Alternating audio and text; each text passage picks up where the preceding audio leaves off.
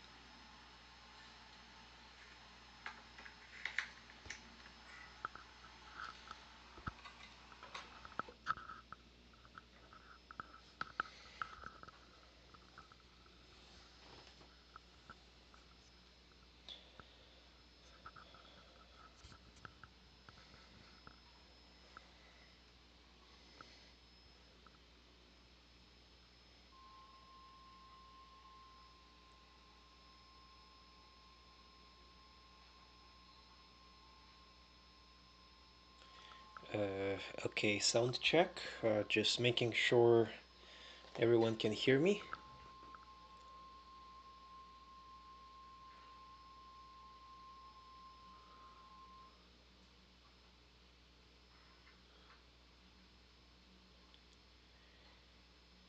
It's really lagging.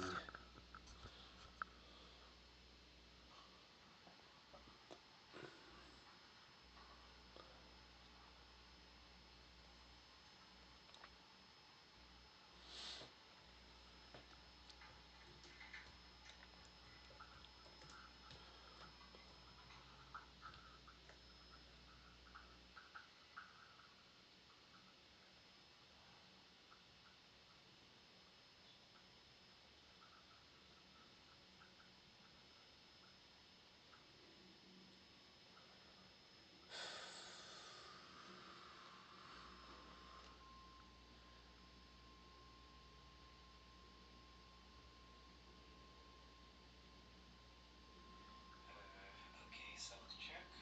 Just making sure everyone can hear me.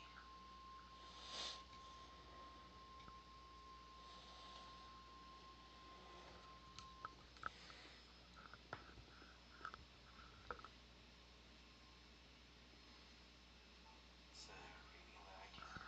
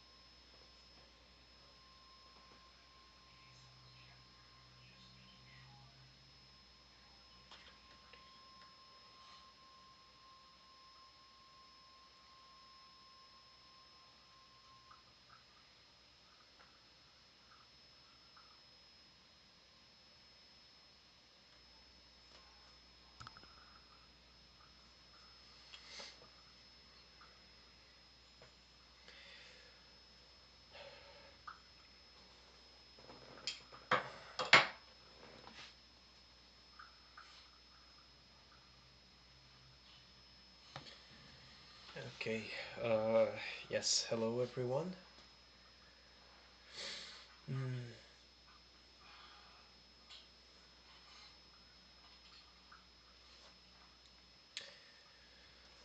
Hello everyone, welcome to Love, Boundaries and Balance Therapeutic Arts Workshop.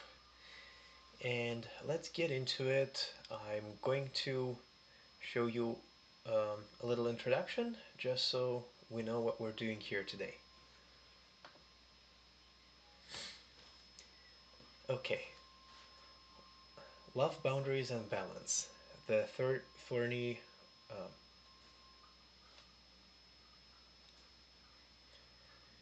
uh, Love, Boundaries and Balance, the Thorny Rose Workshop.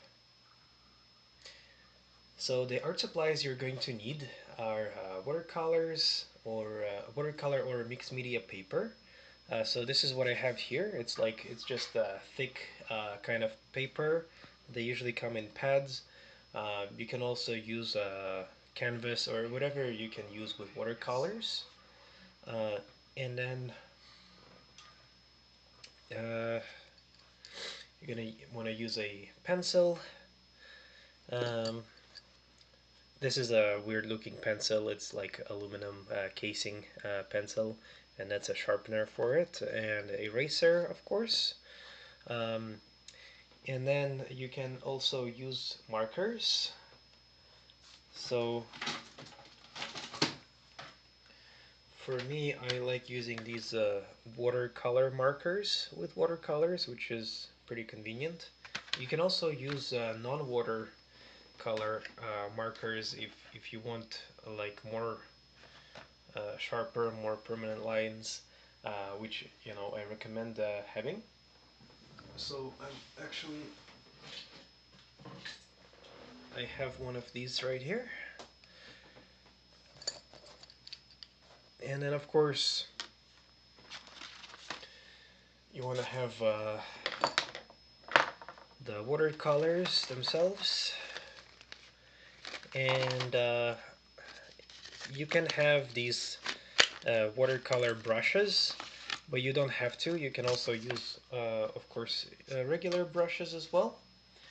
These are just kind of more convenient because you can actually put the water in, which I'm going to do in a bit, and you can just use them with the water inside the brush, which is um, very convenient.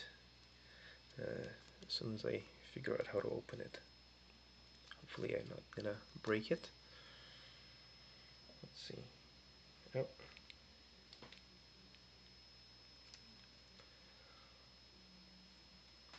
Yeah, so you twist to open, you fill up the water in here, and you can use it.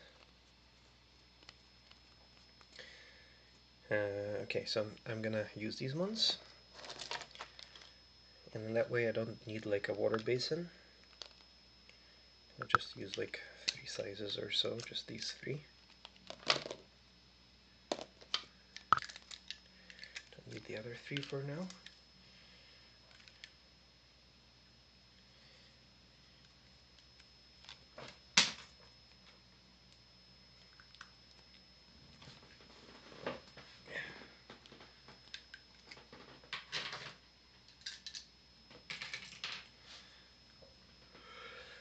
Okay, and then yes, these are the art supplies. Now, in Paint Your Mind, the way the workshops are structured is we combine art and meditation, and I'm going to just in a few words explain why it's important and how it works. So our mind has 3 layers of consciousness, and the lowest one, the bottom layer, you could say, is the subconscious mind, and that is responsible, as the slide suggests, for basic functioning, perception, and most decision making. And you could say, well, the conscious mind is also responsible for perception, but subconscious mind filters the perception, so that out of all the information that's coming in, you perceive things that are important based on your past experience, and that's where subconscious mind comes in. Um, so it stores memories and experiences and contains behavioral and perceptual patterns learned from past experiences. So yeah, that's what the subconscious mind does. It filters your perception in such a way that you see things through the filter of your past experiences, and you also judge them and make decisions based on your past experiences. Um, and in addition to that, any type of unprocessed trauma or emotions, it also gets processed. It kind of stays in your subconscious mind uh, until you process it in a healthy way. And then we have the conscious mind, which is the thinking part, and ideally the decision making. Most of the decisions throughout the day and the thinking is made on autopilot. So whenever you find yourself on autopilot, it means your subconscious mind is responsible for thinking and decision making. But in ideal situation, if you are constantly present, then that would be the role of your conscious mind, and that's what we're kind of that's the ideal state. So that's the thinking mind. Ideally, sees clearly and makes decisions objectively. Um, Busy with untamed thoughts throughout the day. So that's kind of the default uh, situation that we're all in, where our minds are generally untrained, and so we get distracted by thoughts. we're basically circulating thoughts in our mind over and over. Sometimes we don't even pay attention to what we're thinking about. It just kind of runs on autopilot. Um, and then the conscious mind, it serves as a bridge between the subconscious and the superconscious mind, which is the next one we're going to cover, or it becomes a wall if the mind is too noisy. And so, part of the function of the mind is to be a conduit between the subconscious and the superconscious mind. Um, and ideally, it looks like a bridge, but if there's too much thinking and you're on autopilot and you're not present in the moment, then your conscious mind becomes a wall between the superconscious and the subconscious. So your thoughts are blocking the communication. And then there is the superconscious mind. It's the source of inspiration, creativity, and innovation. And it's kind of like a mysterious source of intuitive knowledge because uh, some people attribute it to divine um, powers like God, angels, the muse, um, akashic records. There's many ways to explain it, and of course, we're not agreed on one specific way. And the most pragmatic view is it is an ability of our brain um, that is like that can be tapped into under certain conditions. But regardless of where the superconscious mind originates from, it is something real that can be tapped into. And if you do tap into it, it's a source of a genius level inspiration and innovation. Ideally, if you have a pure channel to your superconscious mind, that's basically how you become a genius and how you create great pieces of art or scientific discoveries. It's all done through the superconscious mind.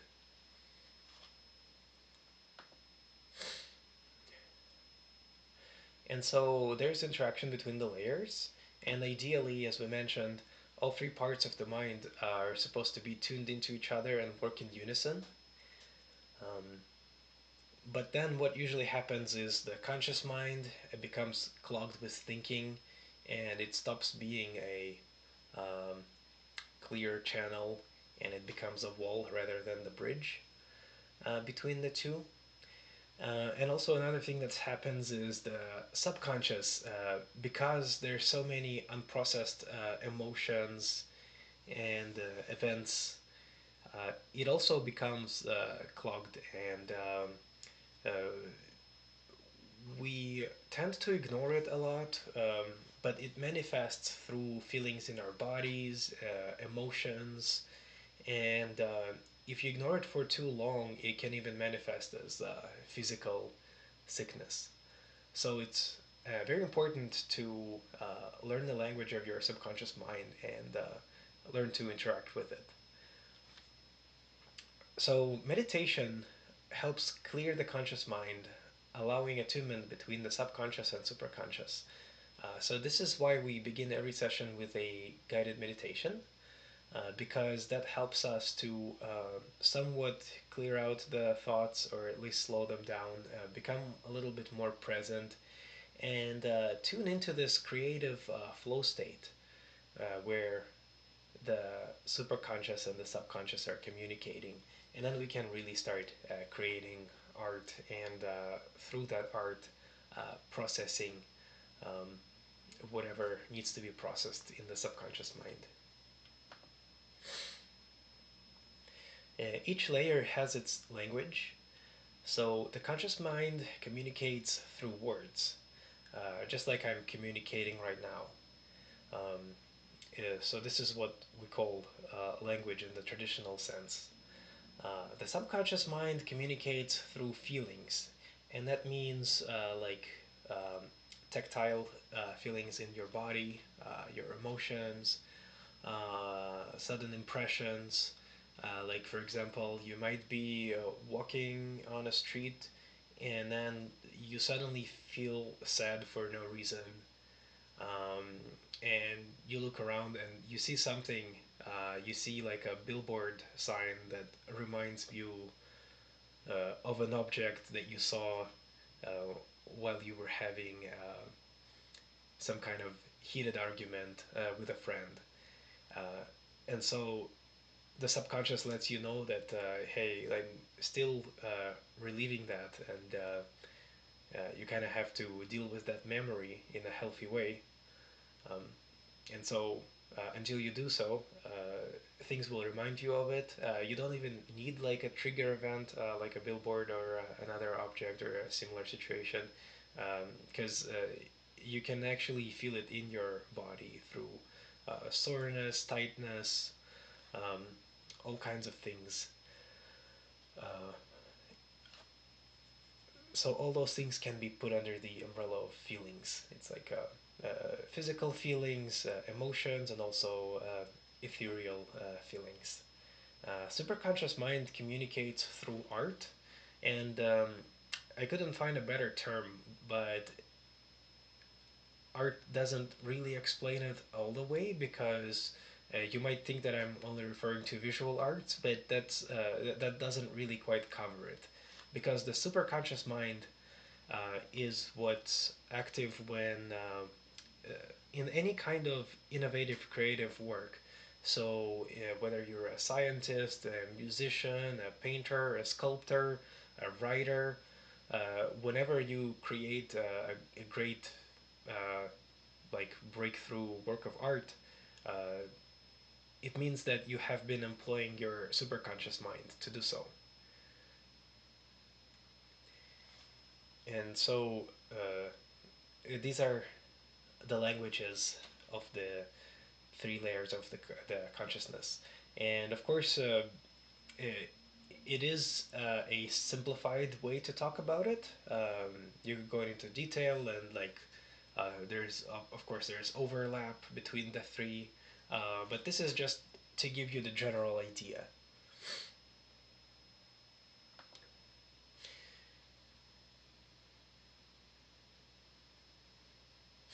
So this is quite self-explanatory. Quieting the mind through meditation allows the subconscious to express and transform stagnant energy into art. So this is something we've already covered.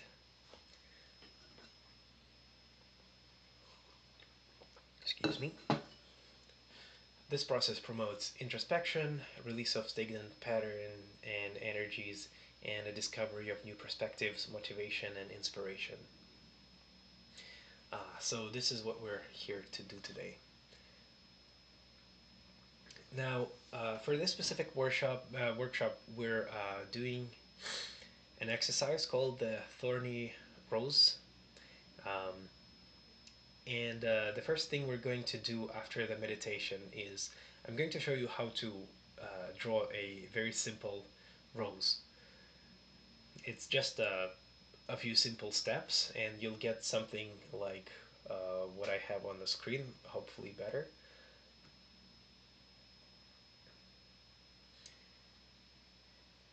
And then step two would be after you're done with your drawing, you can outline it with your marker or not, whatever you feel like.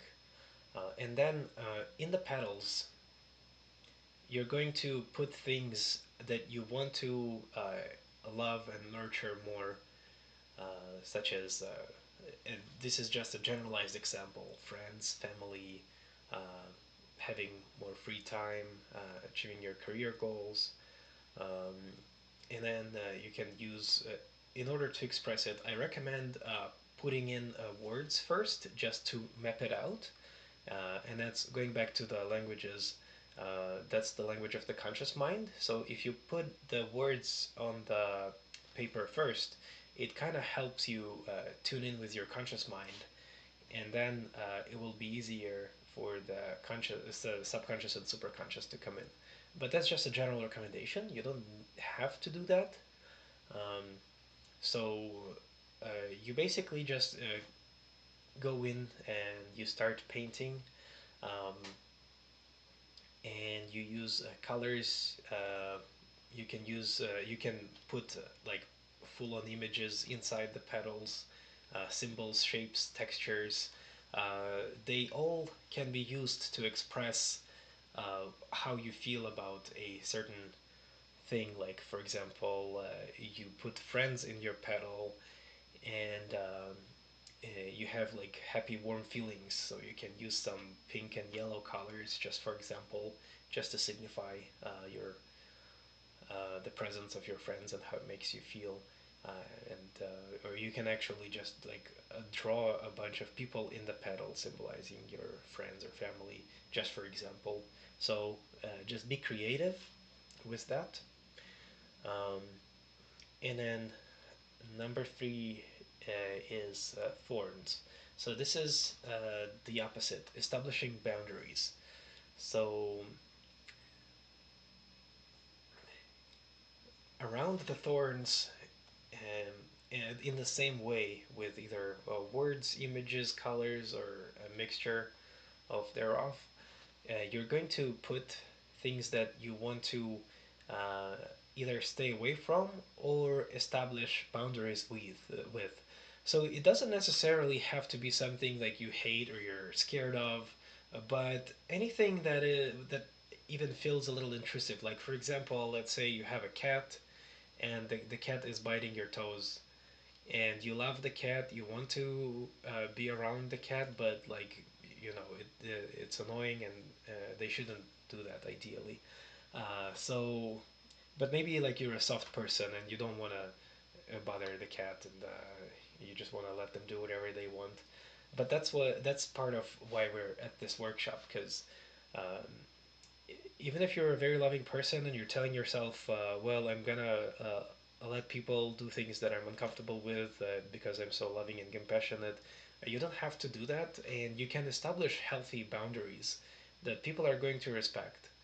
Um, but before you do that in real life, it is a good practice to do that as a therapeutic arts exercise, just to kind of feel yourself, like uh, where your boundaries lie on the mental and emotional level, where you would want them to be.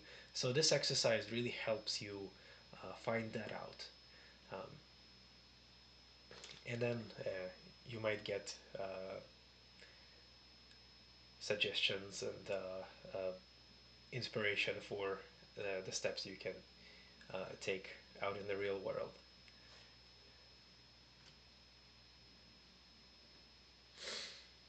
And so, just to illustrate what I mean by words, so these are the six um, aspects of what you can, how you can express whatever you need to express. Um, so we have words is self-explanatory. I think colors is also pretty self-explanatory. There's some general guidelines for how to use colors, like black usually means something bad, and um, you know, some people use blue for sad, some people use blue for calm or mysterious, some people use red for aggressive, and some use it for passionate. So just whatever the colors mean to you, uh, use them as such. Um, and then images, just whatever kind of imagery you want to put in and around the petals, in and around the thorns. Uh, just be creative and do that. Symbols. So if there's any kind of symbol, like for example, you're let's say for example you're religious, and drawing a symbol of your religion gives you a sense of um, security and feeling protected and guided. So you can use that, or if there's like any other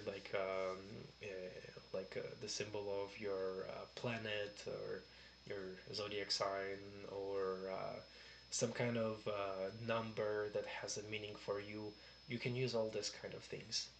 Um, and shapes, I use basic shapes, for example, here, but of course you can use complex shapes that mean something to you.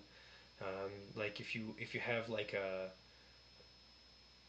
rigid thing with a lot of edges, like a basic shape with a lot of edges, it might mean something aggressive or something to stay away from, like the thorns, for example. If it's like more rounded and circular, then it's more agreeable and accepting, for example.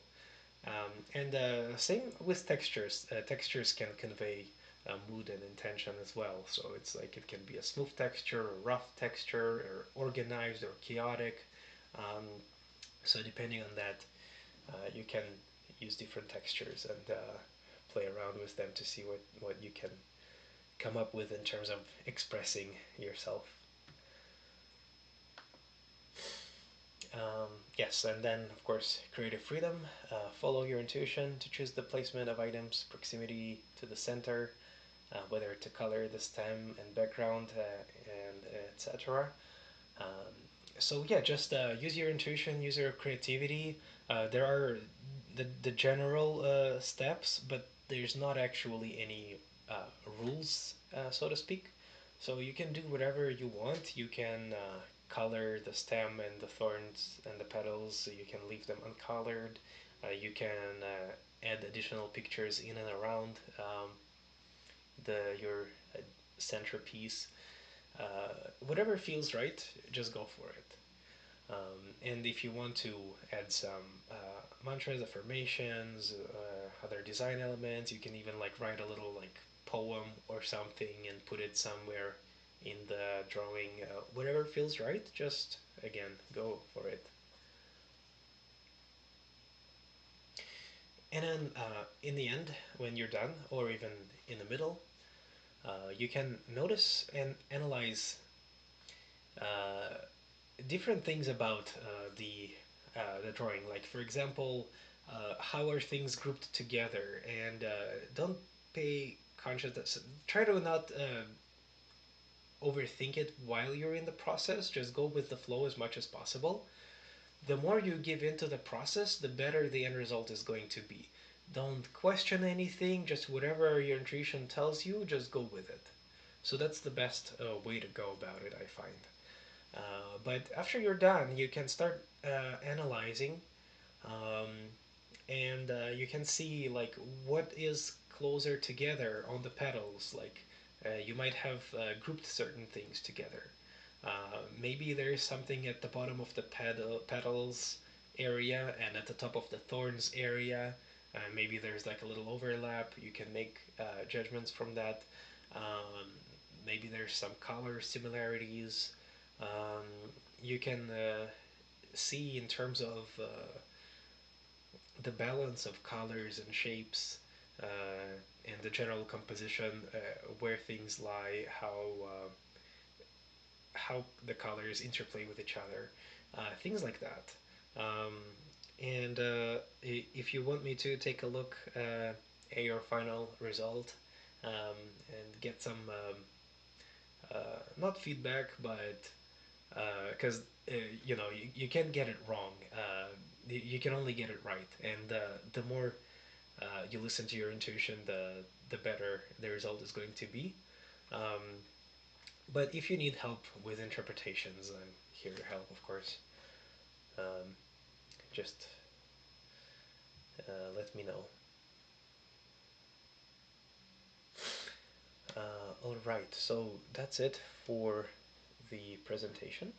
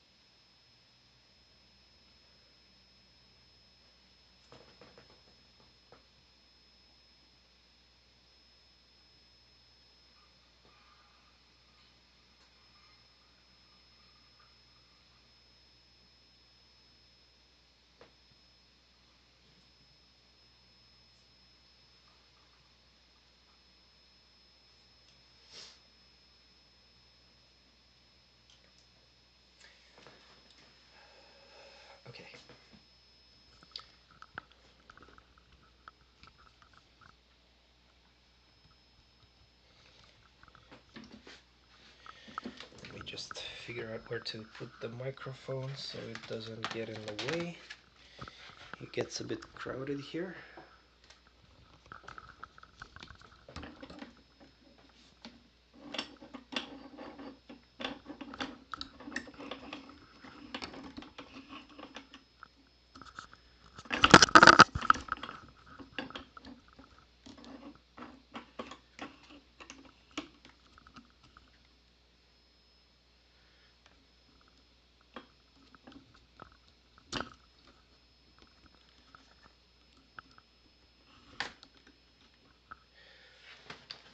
Okay. So now I'm going to show you how to draw your rose.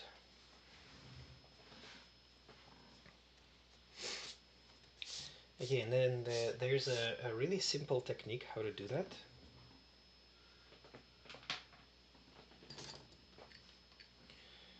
So first step, you're just going to draw a little letter S. That's step one. Step two, you start from the top and you turn this into a heart shape. So now you have a heart with a little tip at the bottom. So now that you have that,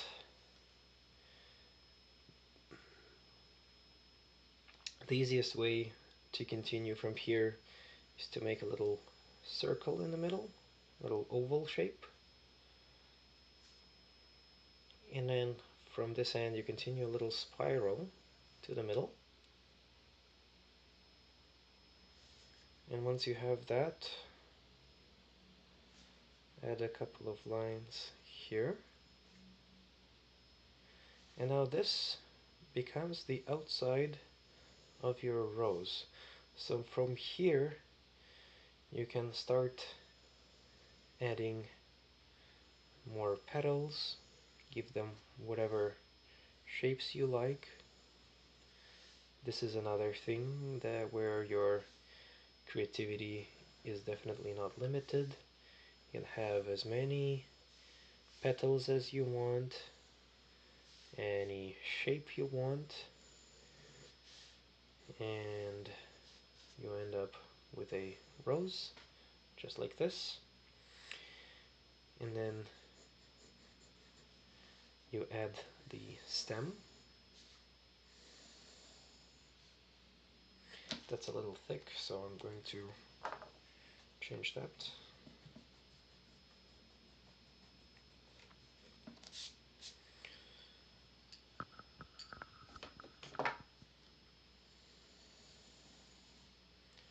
Okay. And on the stem you have the thorns.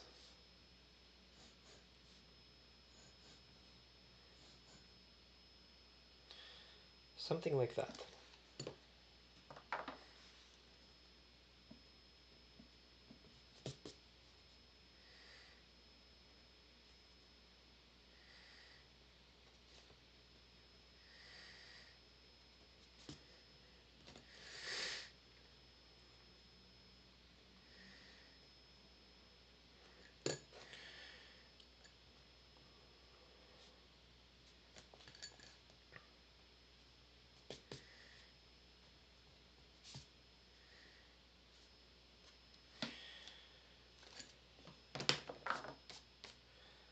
Alright, and then you can go in and start using your marker for the outline.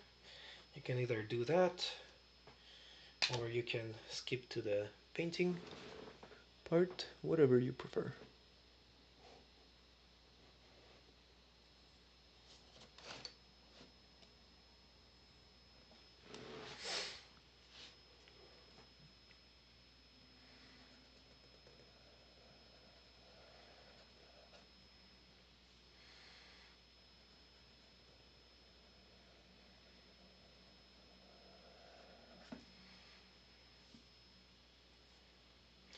That's pretty fun and relaxing, just aligning the rows.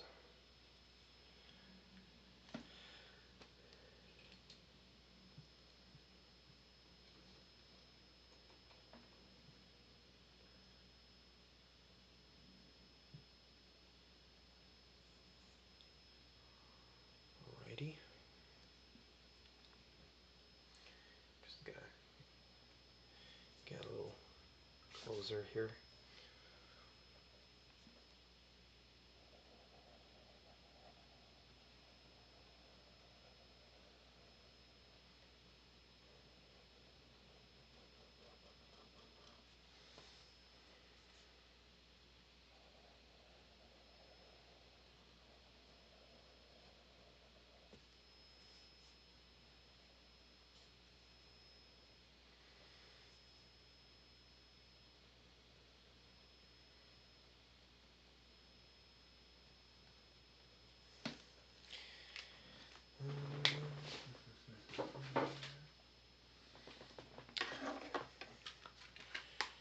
I just realized I have these, so might as well use these instead. It's art pens, so that's probably a better idea. It'll probably work better than just a regular old marker. Yeah, that's nicer, isn't it?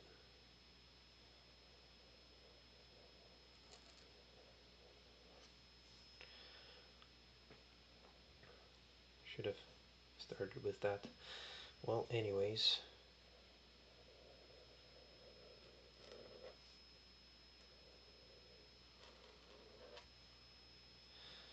Something like that.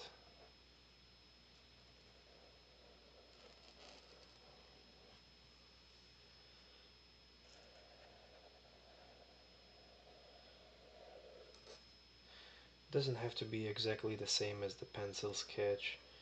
You can always erase the pencil once the marker is dry.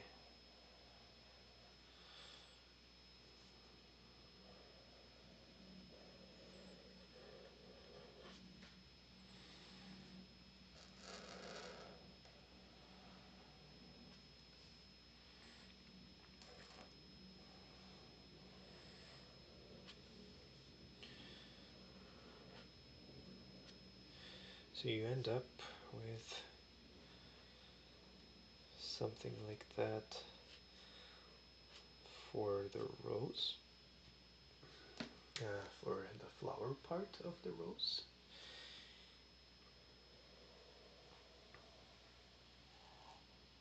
And you go on and you do the stem.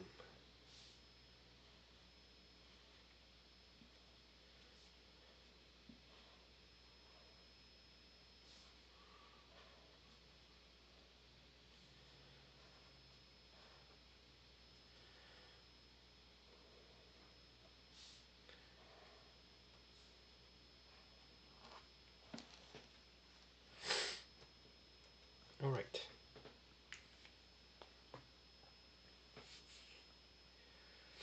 So we have this.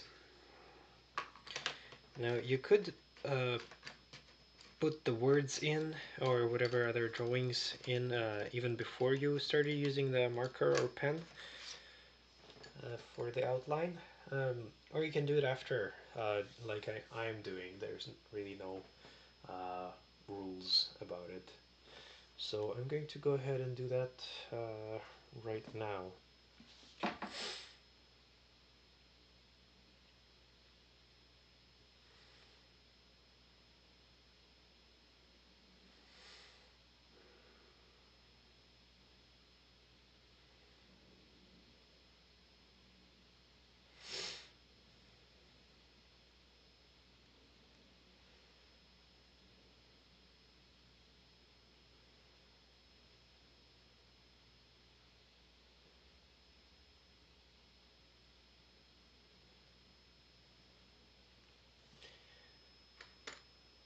I realize I should have done the meditation first.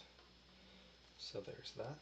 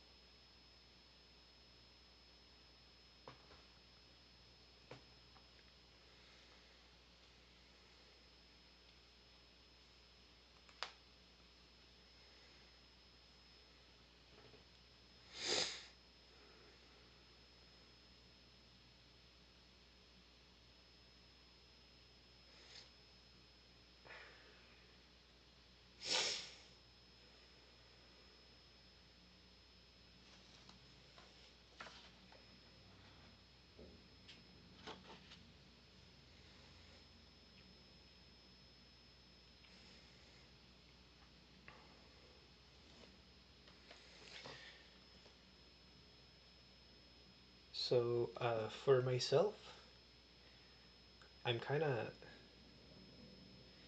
feeling more like images, and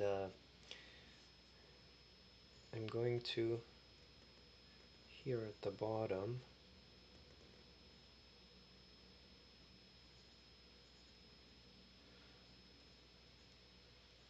I'm going to put a dog and a cat because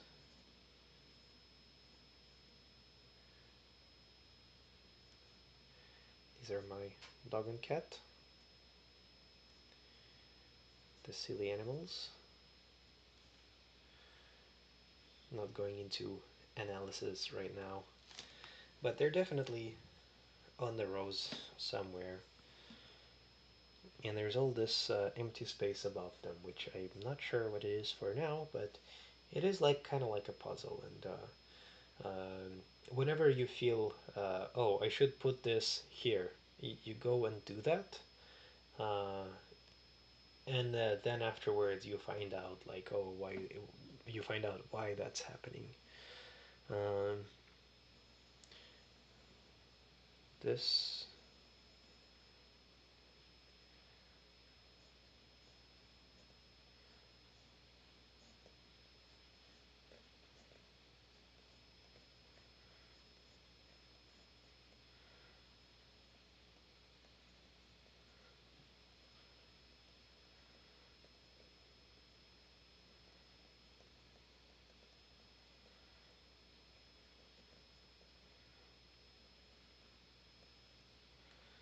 So we have some film camera here, I mean camera film, um, and that's because I do enjoy watching movies and YouTube. I like doing those, but sometimes I like doing them a little too much. So for now they're in the petals and not in the thorns, but we'll see what happens in the future, in the near future.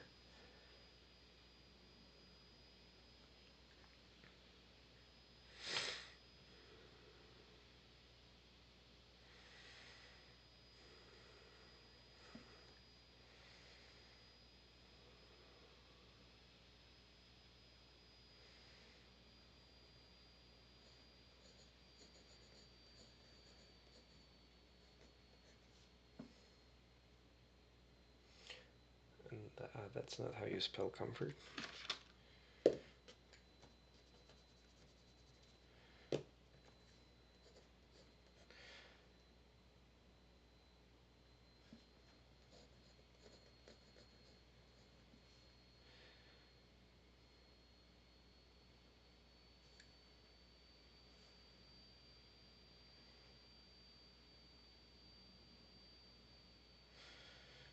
Mm-hmm.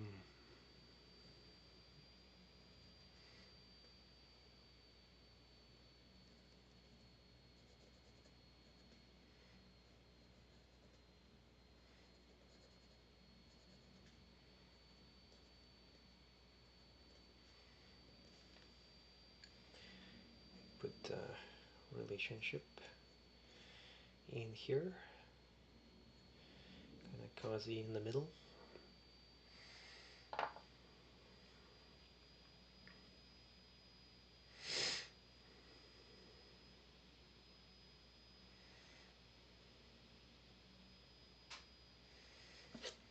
You can take as much time as you need if you just need to kind of sit and not even think about it, but just kind of like look at it. As you keep just looking, it'll suddenly come to you and you'll be like, oh, that goes here and this goes there. And sometimes it takes a while for it to happen, but just trust in the process and it will happen.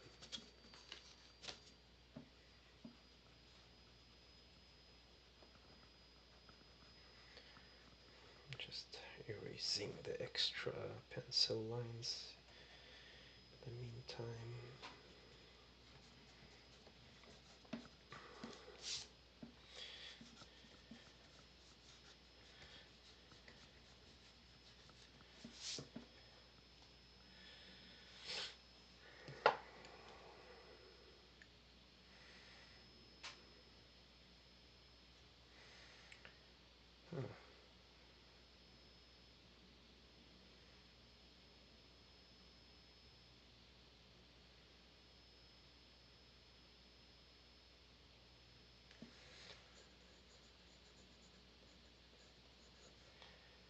I was a little surprised because I'm not too close with my family, but for some reason I feel like they belong here, which is pretty close to the core.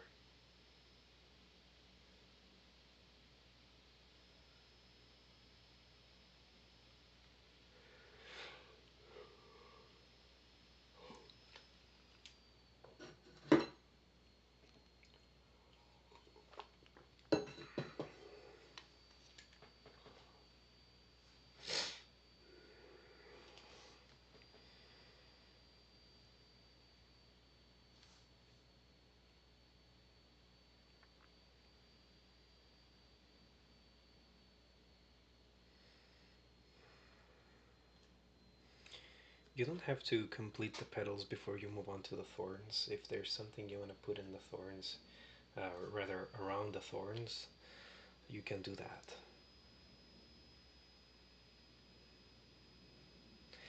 And sometimes the same things that are in the petals can be around the thorns too. There can be overlap because sometimes you really love someone, you want to nurture one aspect of your relationship, but then there's maybe another aspect where you want to establish more boundaries.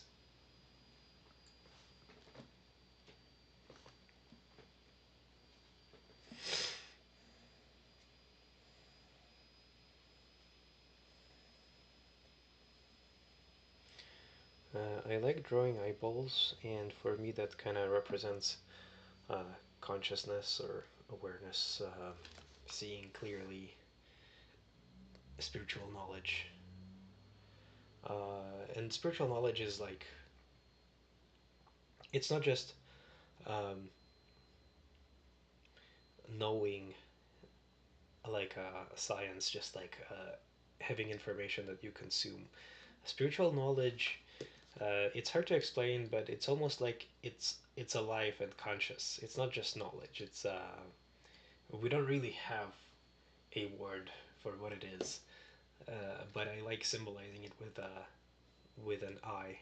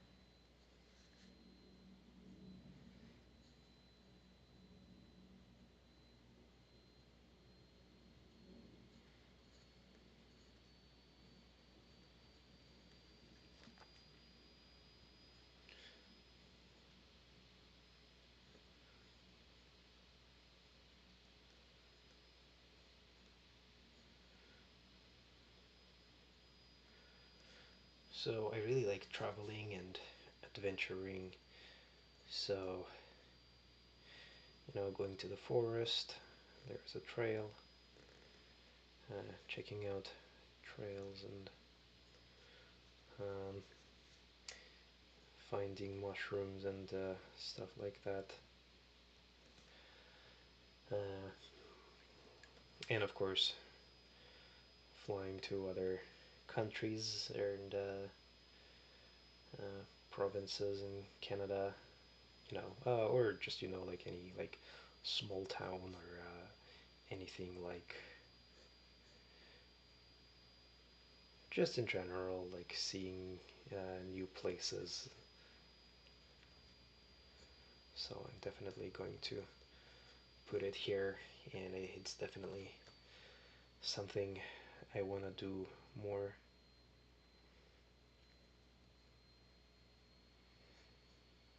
Just putting it there just for fun doesn't. I don't know if I'm actually going to ever go skydiving, but it just kind of like felt like a fun thing to add here to add to the dynamic of the travel kind of aesthetic. So you can see how like this petal, for example, It's kind of hard to see from here, but you're going to see it better once I highlight it with the marker. Um, but it's basically this one is all images. This one here is just a word. This one is a combination of words and images. This one is a symbol. And I wasn't even trying to use all the elements I explained for the sake of the demonstration, even though that would be very responsible of me to do. But I don't really have to do that because it kind of happens naturally. Once you know what you can use, and you just let your imagination flow, it just kind of happens. But even if you limit yourself to fewer, sometimes less is more. Maybe you only use pictures or only use words. Maybe you make art out of the words that you use. That's very cool to see. And yeah, just whatever you feel like.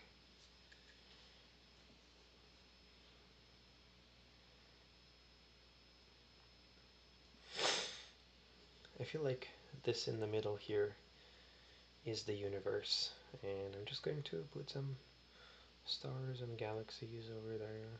Um, Whatever. There's a galaxy looking like this,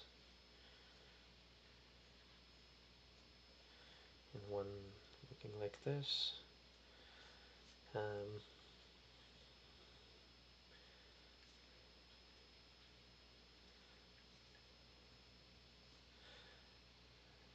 what can be more constant and deep and true than the universe? If you really look at yourself, that's what you are. You're just a continuation of the universe.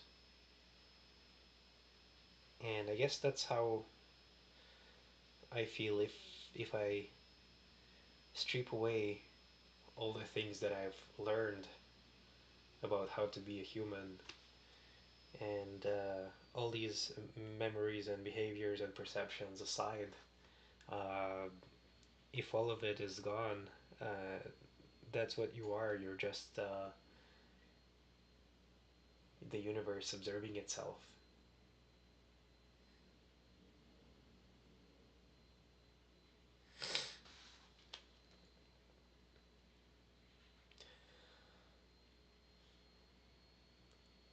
Also, don't feel obligated to fill out all the thorns. You don't really have to do that.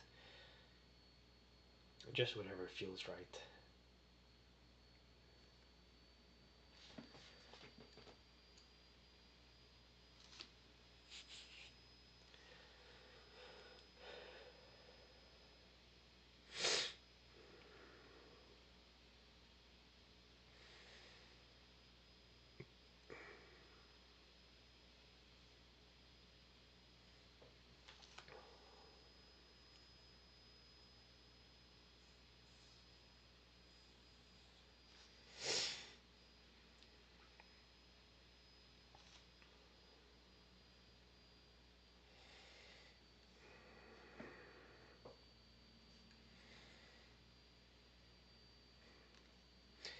I feel like putting a bet here.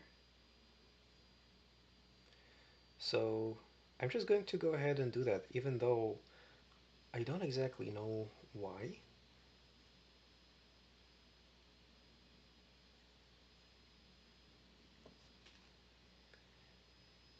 It probably symbolizes something, which I'm going to find out later.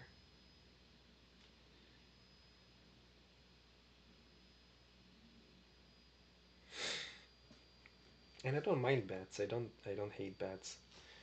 But in this particular instance, it comes to represent something ambiguously negative. So we'll see what that means.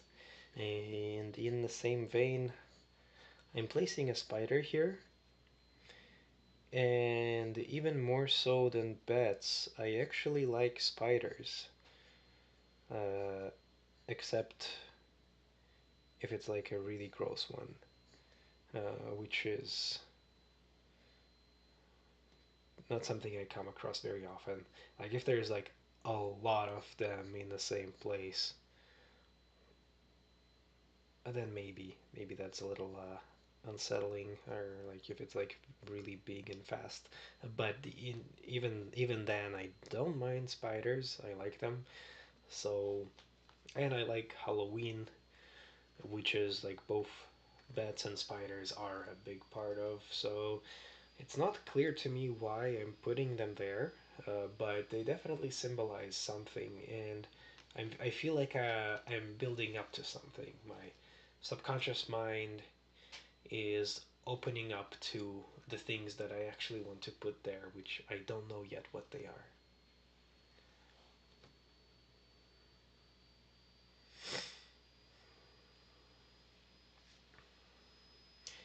And there's a word down here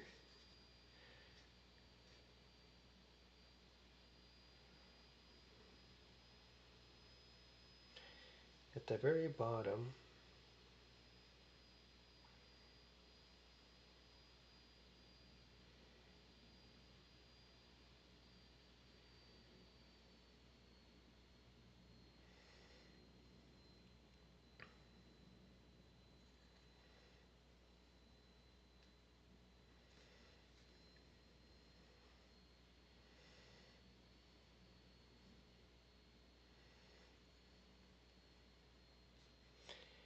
I'm just going to designate it with two letters right now.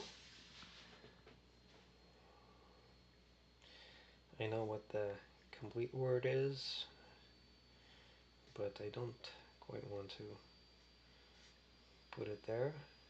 I'm just gonna leave it like this.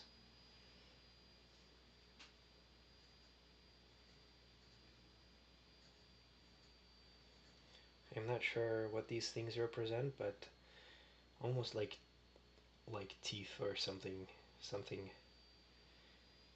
nasty that I don't want to deal with.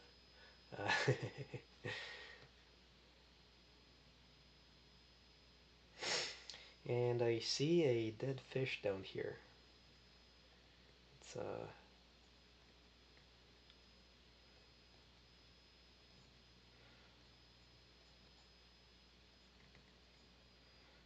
floating upside down. Not sure why. Poor fish. But it is down there for some reason.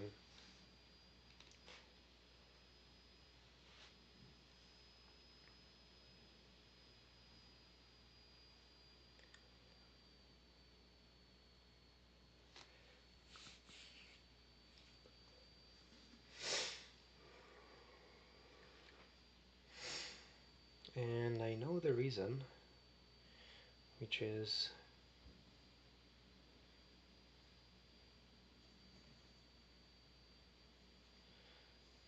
there's an octopus grabbing it and dragging it to the bottom, which is symbolic of something, which is I don't know exactly what, and I don't know if I have the right number. I don't have the right number of tentacles, but that doesn't really matter in this exercise.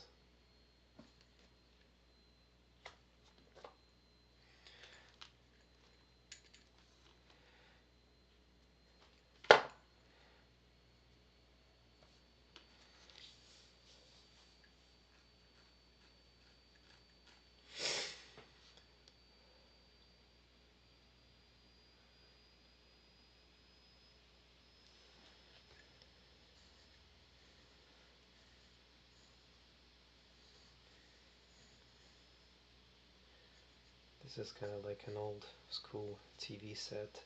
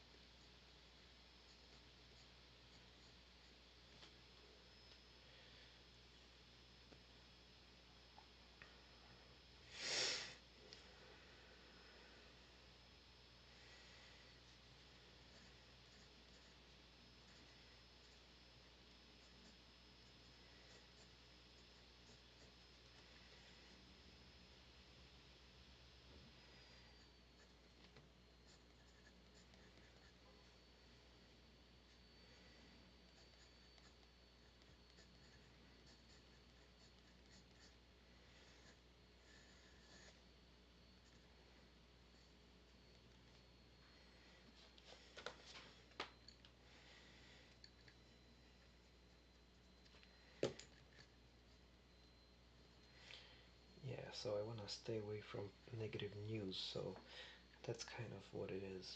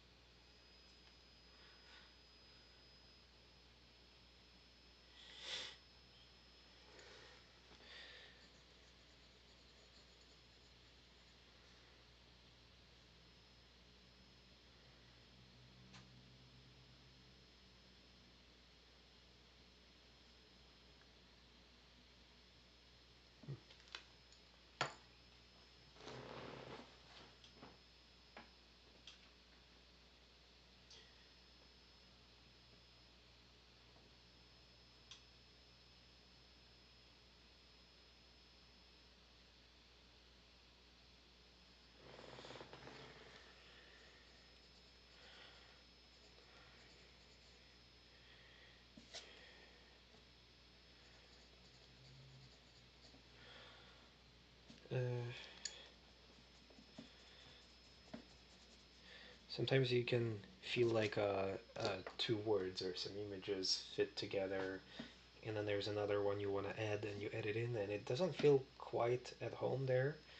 So you can always put it somewhere else, like. And it looks like, at least for me, for now, I feel like the worst things I put them closer to the bottom, and the things that I want to keep away from, but they're not as bad, I put them closer to the petals, where the thorns are smaller. So that's another interesting thing, and it doesn't necessarily have to happen to you the same way, but yeah, pay attention to how close things are uh, from the bottom of the stem to the top of the stem. You can also pay attention to how close or far away things are from the thorns, because if they are intruding, almost like they are in your personal space, so to speak, then maybe it is something more pressing where you need to grow longer thorns, so to speak, and maybe limit interaction with whatever it is more urgently, or have a conversation and set healthy boundaries, depending on what or who it is.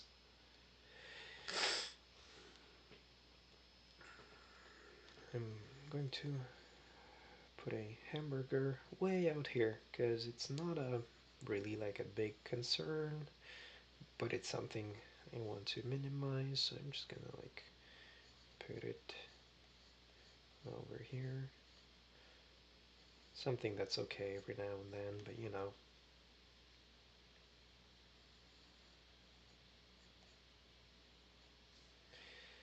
something like that.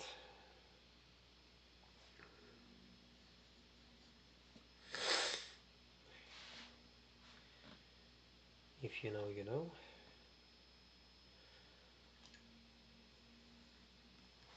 I feel like there's a little spiral at the bottom here, and I don't know what it does, but it's there.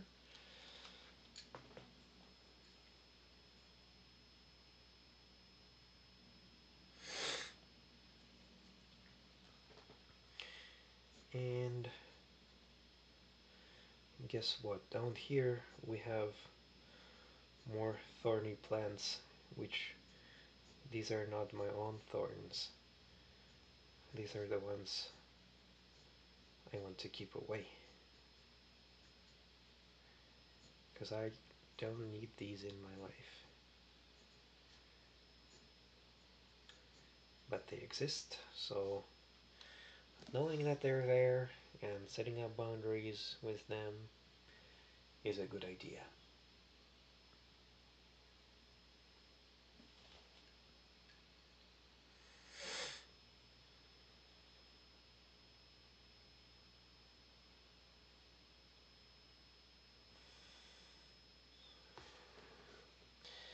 I feel like I'm going to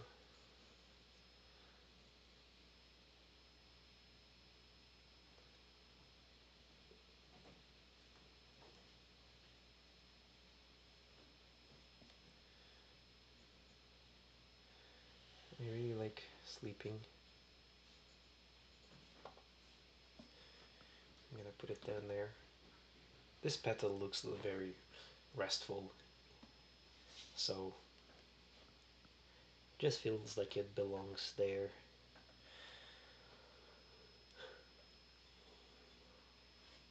And I guess I should put books in the same place.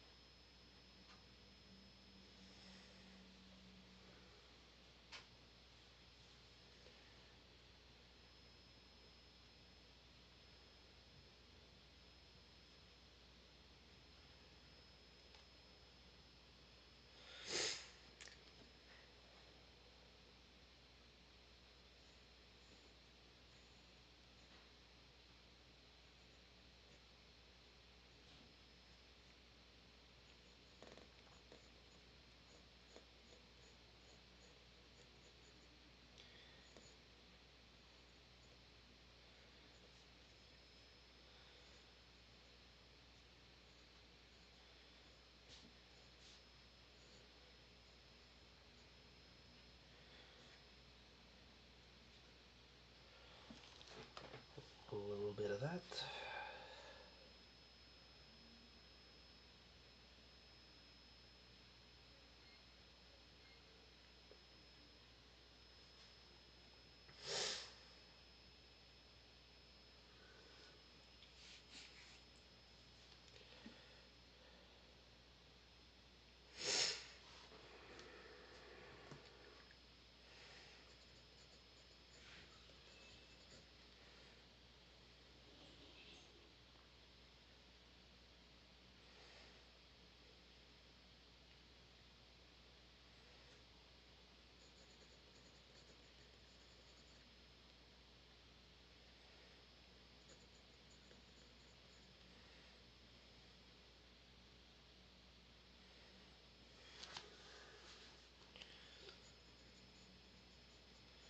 These three things are kind of on the outskirts of the petals, so that also tells you something.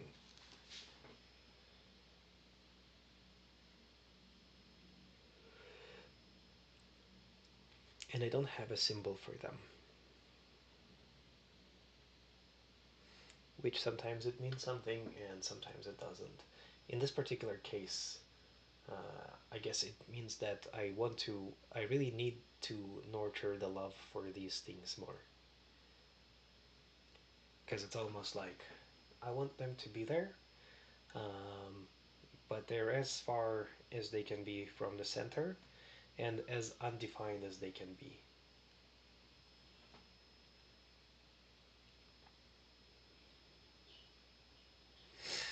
And I just feel like putting like a long squiggly line here.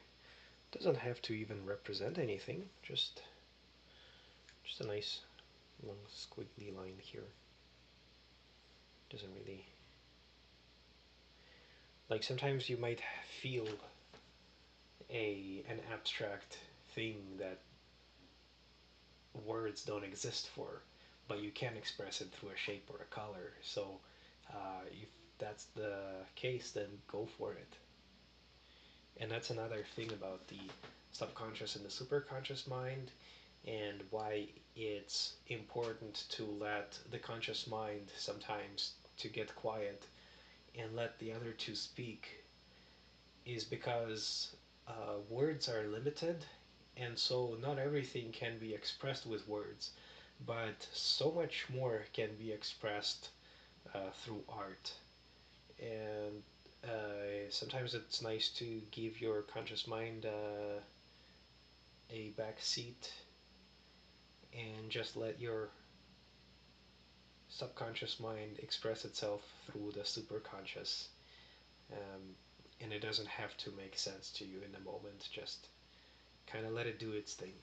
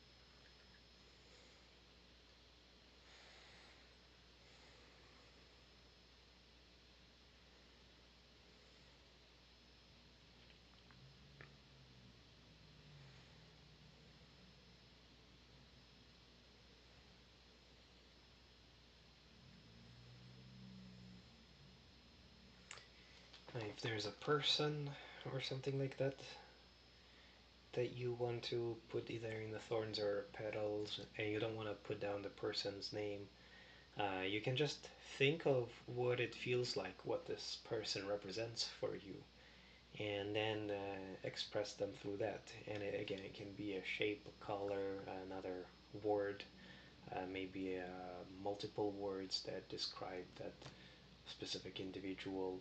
And if you use a few words to describe a specific individual, something interesting happens where you see how those same words apply to other aspects of your life, either something that you do, or some aspect of your personality, um, or something in your situation. Suddenly you can start seeing parallels, and you can see like, oh, maybe I don't like this about this person because I do that, or because that's something I'm lacking. And so when that happens, it's also interesting to pay attention to.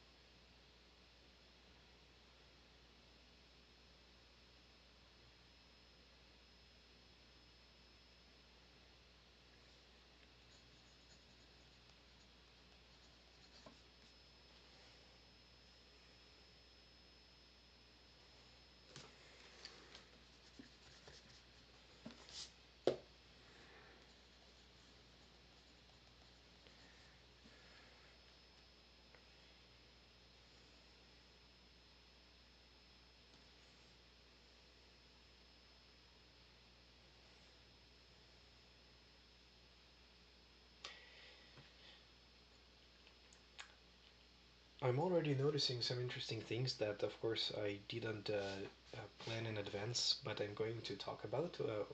But first, I guess I should outline everything with a marker so you can actually see what I'm talking about.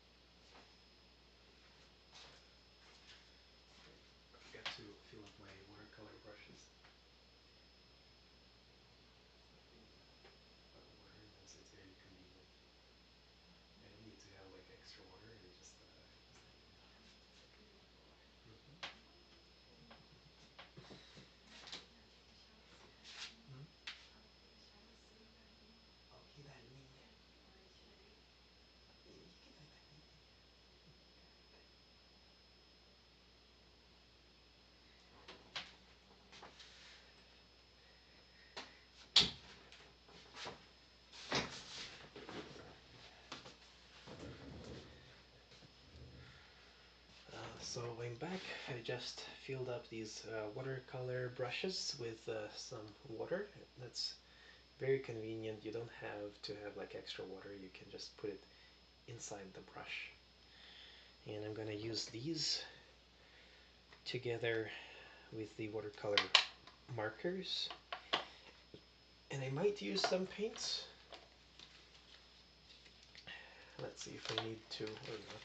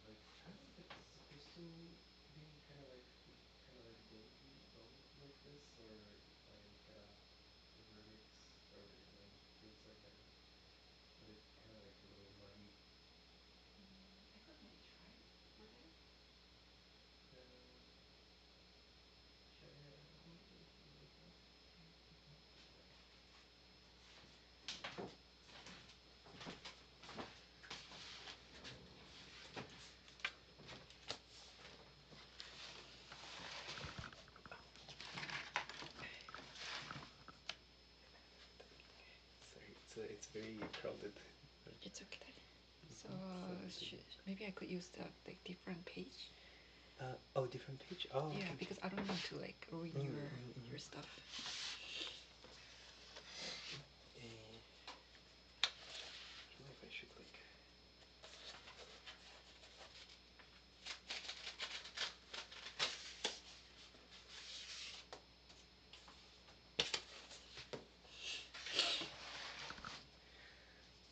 Like I kind of like have them here. I think I also mixed them.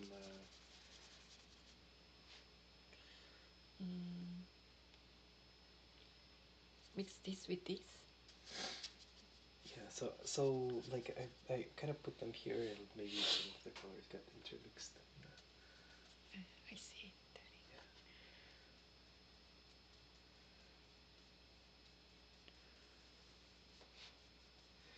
Like I hope Wendy won't reject it because it's like too muddy.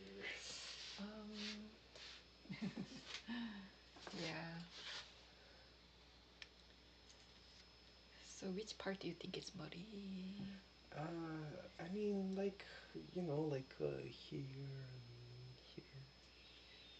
here. Berta, sorry, one more time. Like here, Here. like here. Mm-hmm. Just like generally, it's not like very vibrant, right? Yeah. Is it normal for watercolors to not be vibrant? I mean, they don't have to be vibrant. It's just it seems like just the brushwork is a little bit not very clean. Hmm. Yeah, instead of mixing two colors on the palettes, it seems like they're kind of overlapped in the paper. There's kind of both, yeah. Yeah, so I think that makes the colors a little like muddy. Hmm. And I think these brushes are not very good Mm-hmm. because it makes these types of like streaks. Hmm.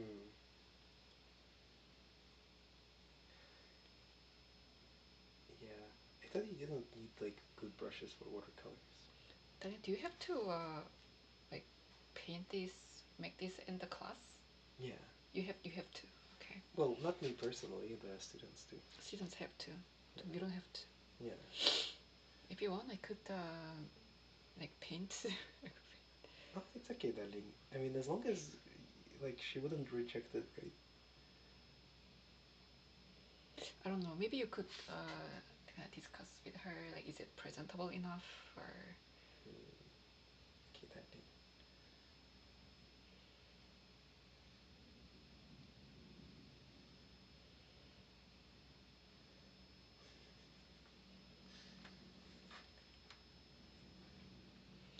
if you don't like this, you should maybe make it again.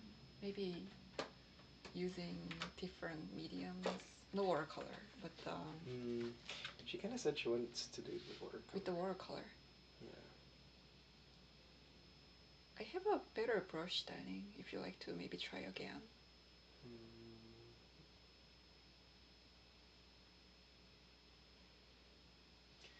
wow. I'm not a painter. I can make it, and you don't. No, no, You don't have to like do it in the class. Okay. Then you should maybe do it again, like until you're satisfied. If you don't love it, don't present it. If I were you, I would maybe make it again. And watercolor doesn't take much time. I've done it like with the oils like several times, and watercolor is it's quick. So Yes, darling.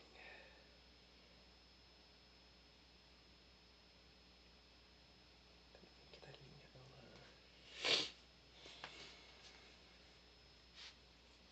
I wonder, like, if I add more water, that's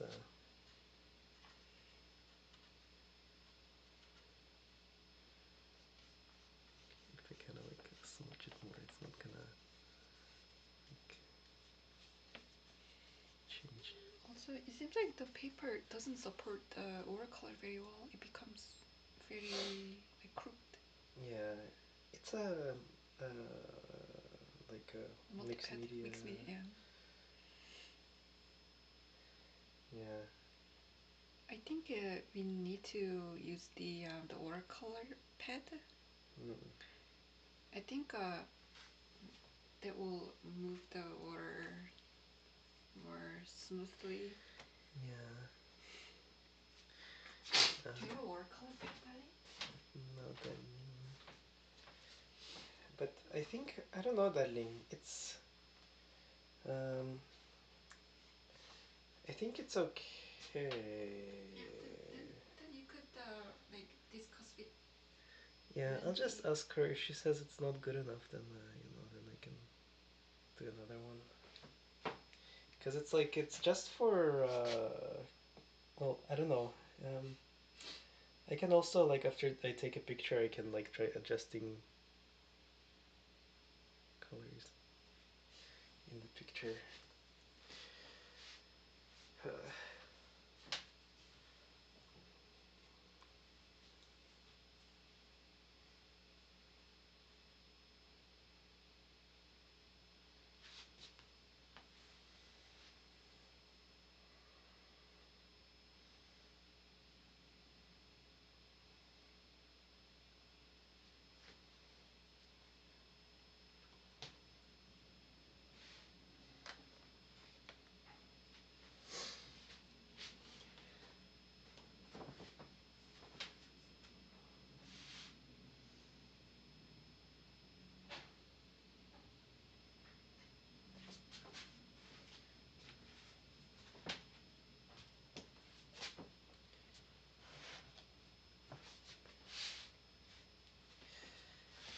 I'll just conclude the stream.